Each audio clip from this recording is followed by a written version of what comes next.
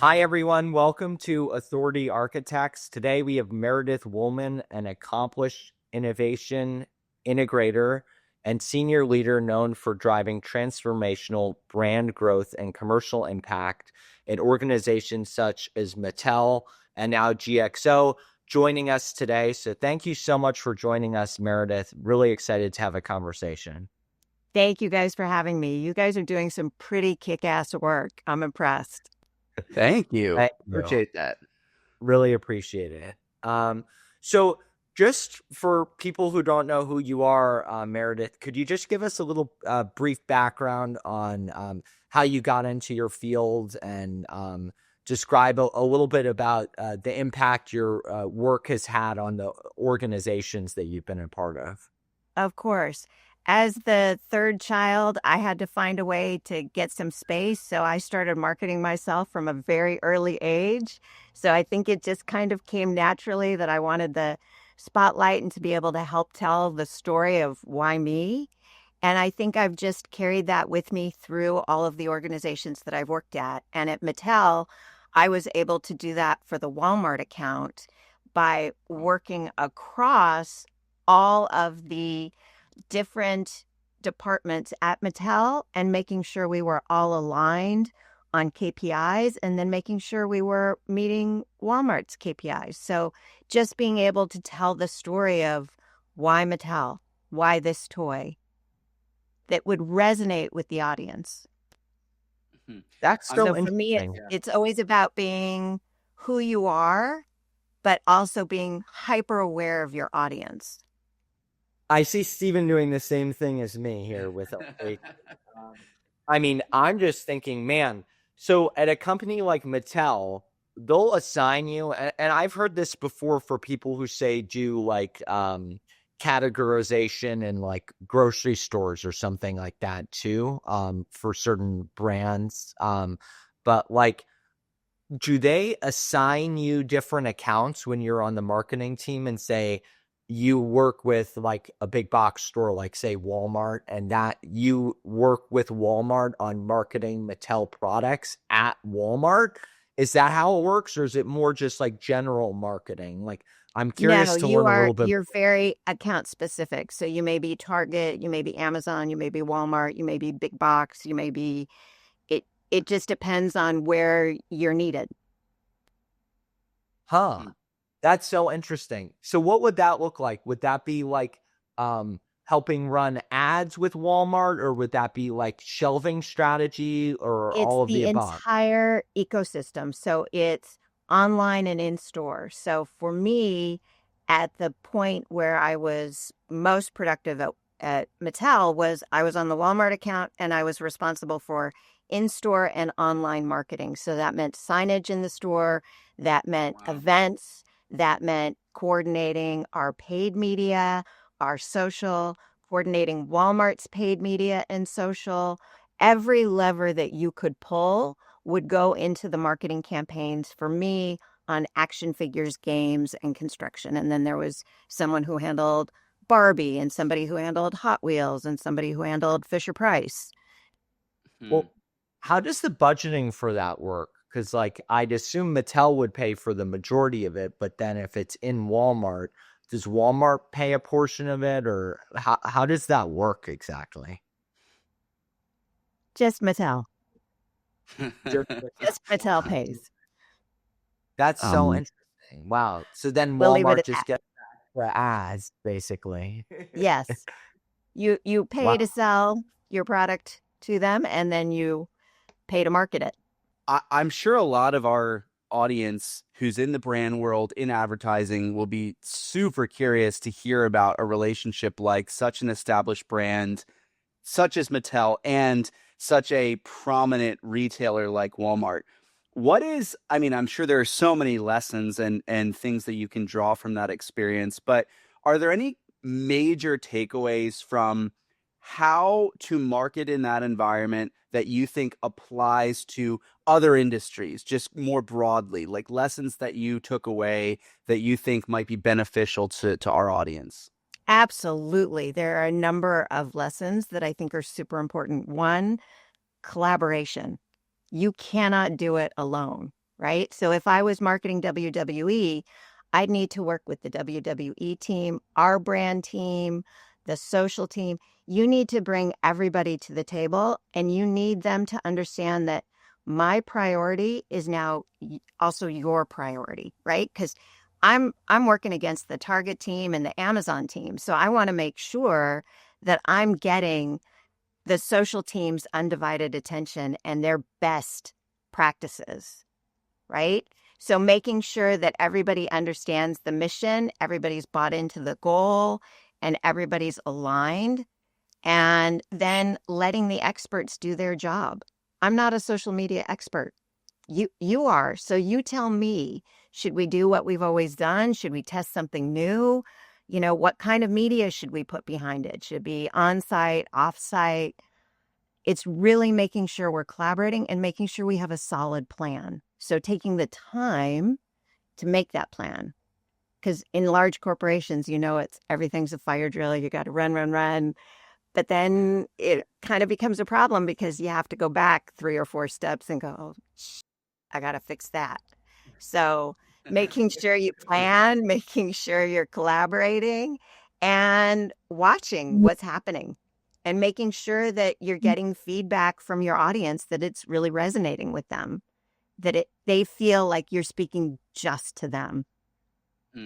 Um, I have a question for you, which is like we have our own internal processes for getting like approvals when we're working with like two brands. But how does that work if you're like a marketing at Mattel, but then so you have to get approvals from, I guess, senior leadership at Mattel for the brands that you're marketing in Mattel, and then also from Walmart? Like, how do you round up feedback or something like that? Is it like group calls? Is it just calling people individually? Is it emails? Like, I feel like emails would take a while. So very It's a curious. combination of all of those things, Michael. Yeah. You have to have can I say shit ton? You have to have a shit ton of meetings. You have to reach out to people individually. You have to Mhm. email, Teams, Slack. You use every modality you have to get the answers you need as quickly as possible. But when it's a large group, there has to be consensus. So it really has to be either a meeting or an email. And you're right, it's not Yeah. fast, Yeah. typically. I'd assume it would take multiple weeks to get approvals on things It typically, but I'm can. not. It can. Yeah. Well, we certainly have experience with that. Like you're mentioning these two, massive brands. You're trying to consolidate feedback. We've worked with major healthcare corporations doing like partnership videos, and all of a sudden you're trying to balance brand guidelines from two organizations that have very strict parameters and making sure that it fits in that happy Venn diagram medium. Um, I'm curious, what was maybe, and share what you're able to, but like what was maybe the biggest challenge or maybe hurdle that you overcame in your role there that you thought taught some lessons or you gained some wisdom from? Well, with WWE, we would plan parking lot events that would go across the country. So, coordinating now trade show services and all these other people, I think a lot of what it comes down to is confidence, right? If I project, I have the confidence that this is all going to work and that this is the plan, people kind of fall in line. I mean, you only have to look at all of the influencers out there to see that if you speak with confidence, people will believe you if there's no science behind it, no facts behind it. I mean, if you project confidence, that's 90% of the battle. So I think for me, learning to project that was really important.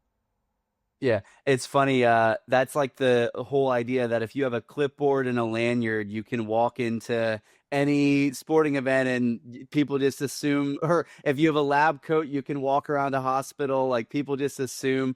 I have to give Michael a lot of credit for that type of confidence. I need to muster up courage, but Michael, especially when we were first starting out, I mean, when we were first starting out creating Seven Wonders over 10 years ago, we would just walk. We were in Times Square we were shooting a music video the few days before we went into Times Square, and Michael walks into an Olive Garden and says, "Hey, we're filming a music video. Do you guys want to be like a sponsor and just give us free food?" And they're like, and the manager comes down and he's like, "Yeah, like sure, absolutely." And he fed 20 crew members, and I was like, man, sometimes it's just you ask, like, what is the worst Found that out they're Mike Garver. I'm shocked I remember his name, but here we are later. the general manager at Times Square Olive Garden. I wonder if Yeah, he's everyone needs to know that.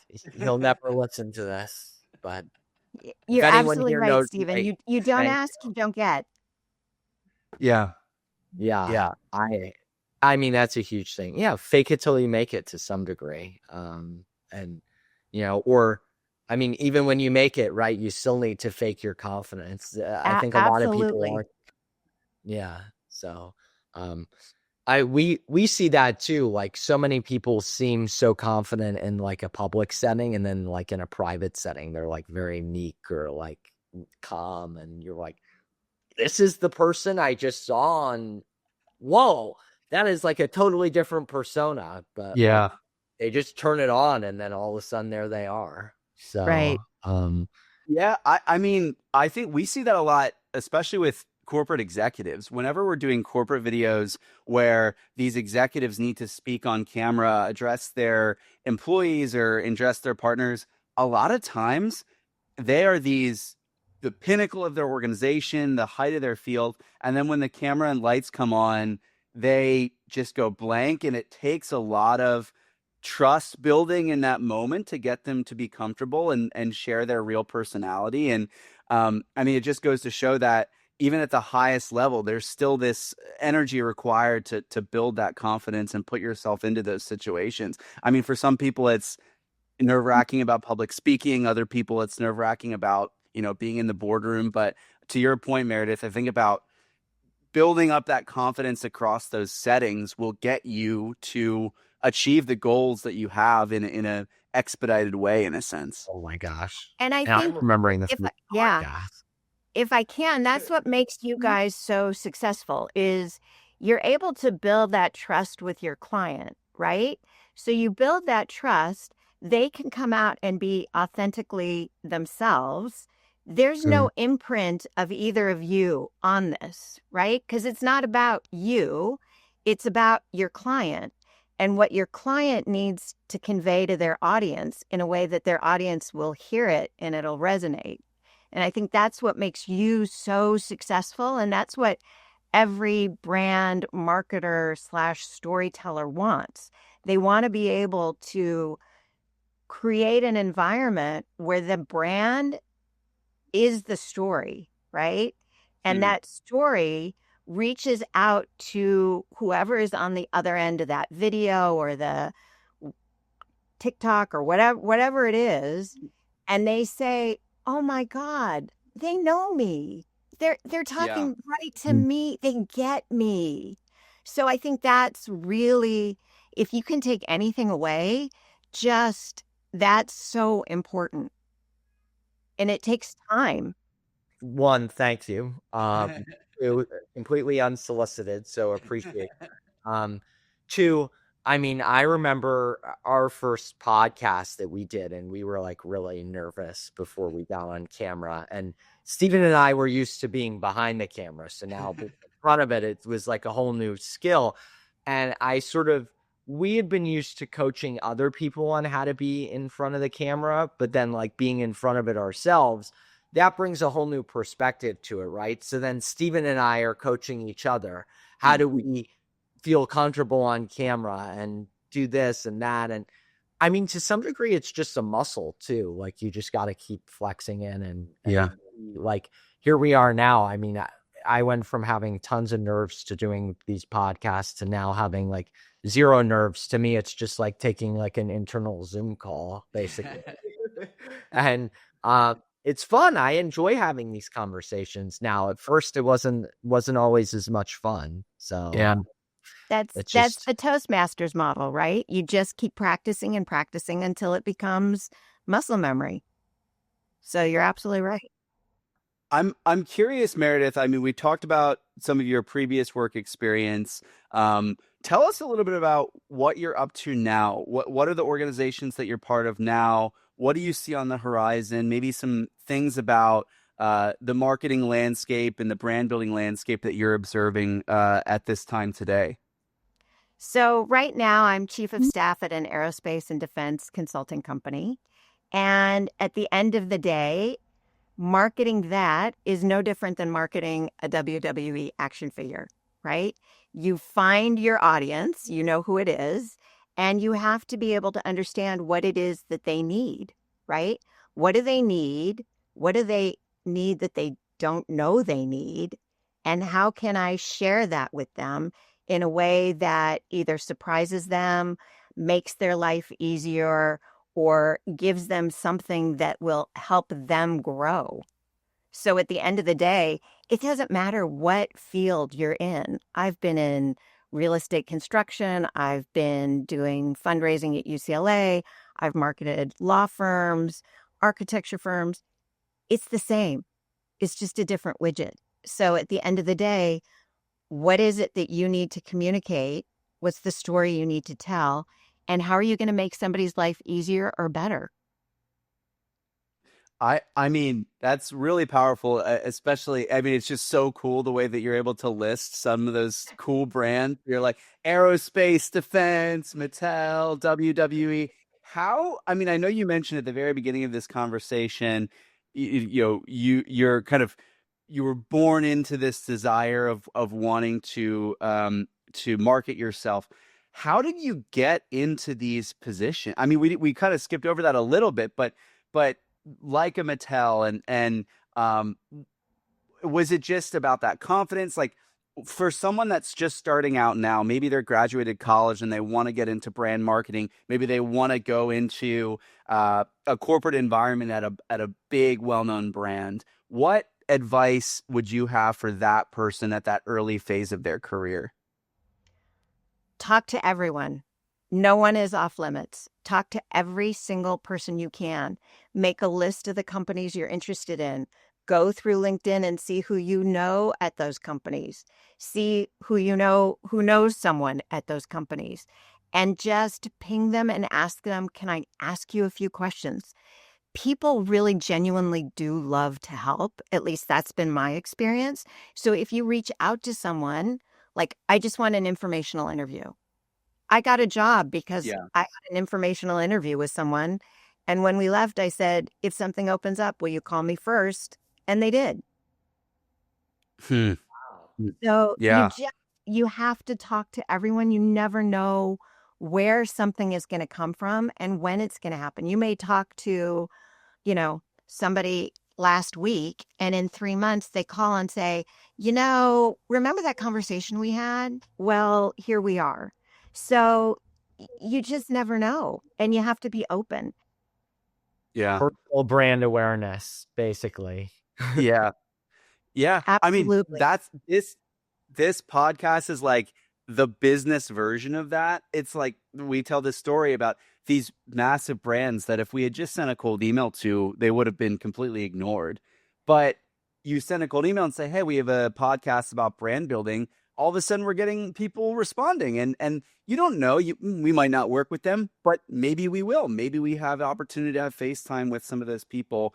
On top of the fact that this is just such a great content engine to create good, meaningful content.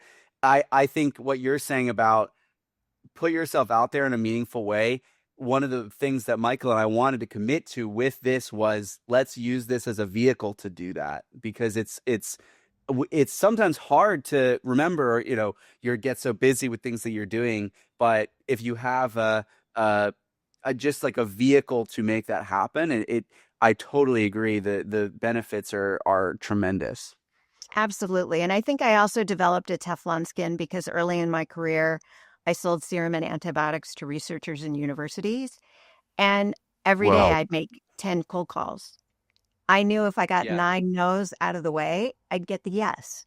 And the no's weren't personal because they don't know me. If they knew me, they'd love me. They'd want to buy from me. Right. So you can't Yeah. take It's hard. I get it. It's really hard not to take the rejection personally.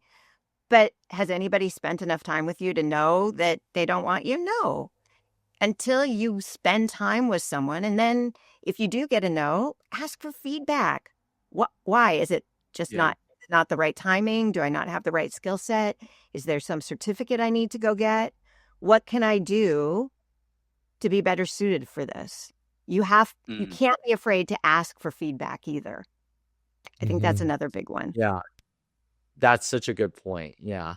I mean, hopefully people give feedback. As sometimes we've seen in our professional careers, Stephen and I, that will ask people for feedback and they'll be like, "You're doing great." And then behind the scenes, they'll be like, "No, earlier on." Now I think we've gone past that point, but like, it's hard when you're first starting. Like, Yeah.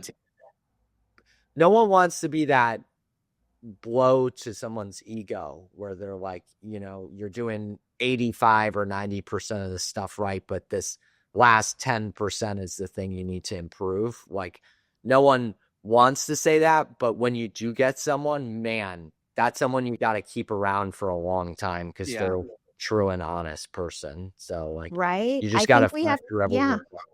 take the stigma away from feedback. It can only Yeah. help unless someone has an evil agenda behind it. Most of the time when people give feedback, they give it because they really want to help you. Yeah. Yeah, I always say if I don't care, I don't give feedback. So Yeah. if you get my harshest criticism, it means I care about you, not that I don't care about you. So, and I Right. usually preface my feedback with that. So,